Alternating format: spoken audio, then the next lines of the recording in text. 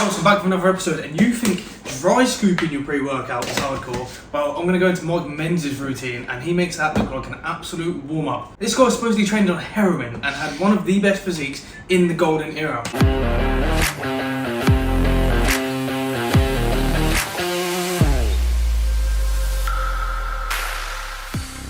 So, if you haven't already, please hit the subscribe button down below and the bell button, and we'll get straight into it. Today I'm going to be going over Mike Mentzer and his madness and methods. He believed that less was more, and he was the first person to really push intensity beyond its limits. But there is also a darker side to his legacy, which I will obviously go into as well. So, who actually was Mike Mentzer? Of your workout, rather than its duration, that determines your rate of muscular growth. So your immediate goal should be to reduce the time spent in training and to maximize your effort utilized in training. You'll never know how good you might have become unless you try. So let's get with it. Whatever you choose, free weights or machine, no one piece of equipment is capable of working magic.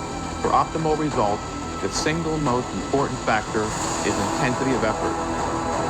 The results you realize will be totally dependent on the energy you put forth.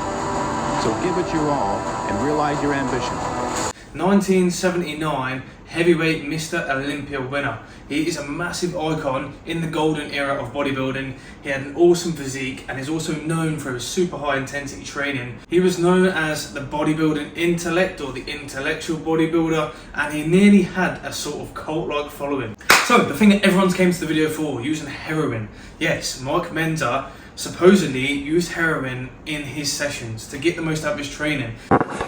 What? So this came from people that used to train, this has come from his friends, and also the fact that he then later struggled with these uses later on down the line. However, he was known for experimenting with multiple different things to try and get the most out of bodybuilding. So there was painkillers, there was opioids and stuff that people were testing back then, and obviously he took it to the absolute far extreme. You'll never know how good you might have become unless you try. So the reason as to why he was actually doing this wasn't necessarily because he was a junkie. Like I say, he was trying to get the most out of his training, so he would call it focus, things to help him focus. And the painkillers and opioids, obviously to block out the pain that you're trying to put yourself through whilst pushing that intensity to the absolute max. The fucking workout!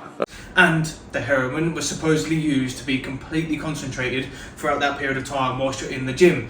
Nowadays, obviously, that's completely frowned upon. You wouldn't want to be doing that because obviously there is massive health implications with doing such things. So this isn't a glorified video. Don't go out there and try and source this as your pre-workout. That is totally not what to do.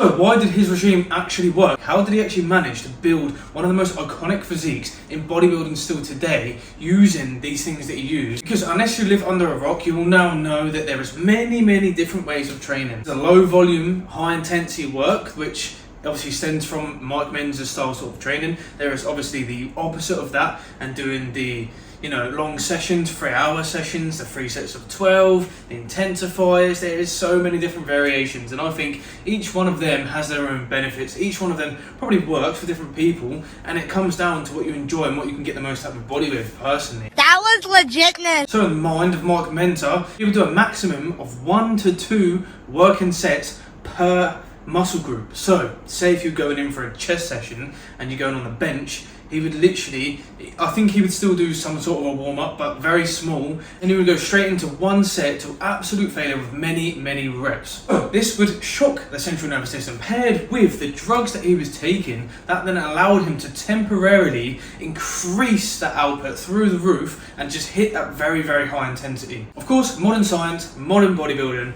would scream no at this. However, back then, people were doing it. It wasn't just Mike Mentzer, but he was someone who definitely pushed the boat out. And it got results, but that came at a cost, obviously. So in 1980, Arnold sort of come back out of retirement, and Mike Mentzer was in that show. He placed 5th. He said that the whole thing was rigged. He fell out with the IFBB and Weider. And basically this is where the downfall started happening. He said that the IFBB was political. He said that they were trying to protect Arnold. I mean, maybe they were, and yeah, he was arguably in his best condition that he's ever been in, so that's where the mental sort of decline happened and the drug use carried on and everything sort of went downhill. After that last show at the age of 29, after he retired, he then passed away at 49 due to heart failure. It was said that, you know, the drugs and the stress caught up with him and basically induced this heart failure, although he did have a history of heart problems in his family. Everything didn't help on top of that, and yeah, he sadly passed away at the age of 49. So if you're out there and you keep pushing the boundaries with the amount of pre-workout that you're having, or the many scoops as you can possibly have, triple dosing and stuff, here's maybe your sign to just slow it down a little bit. You might be gaining that physique now, but they might come at a cost later on, so slow it down a little bit. If he dies, he dies. However, his training sessions do still leave a long-lasting impact in today's bodybuilding era because of that intensity. Even going back a little bit, going down to Dorian Yates and stuff, he took pieces from Mike Mentzer to break through walls after he had become pro and stuff, so he could keep on succeeding. Training, and I love to find the best way to train, and I had a passion for it. I logged every single workout. I had the theory of HIT training from Mike Mentzer, so the theory was sound. I analysed it and I noted if I train more frequently, if I do a bit too much, then my progress was just stopping. It's kind of hard for people to get in their mind. It's little in time and volume, but it's brutalise yourself for a very short period of time,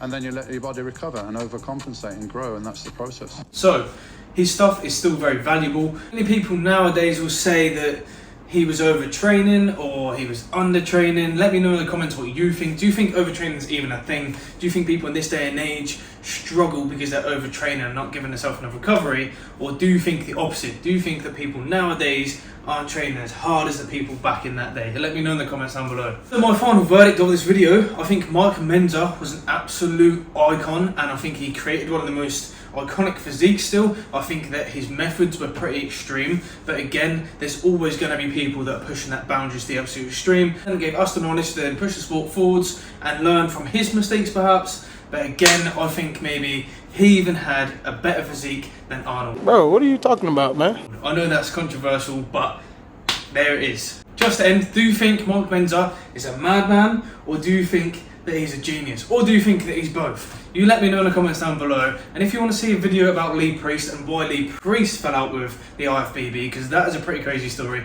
I've got that on the channel. Go give that a watch. But until next time, let's make some gains. Boom.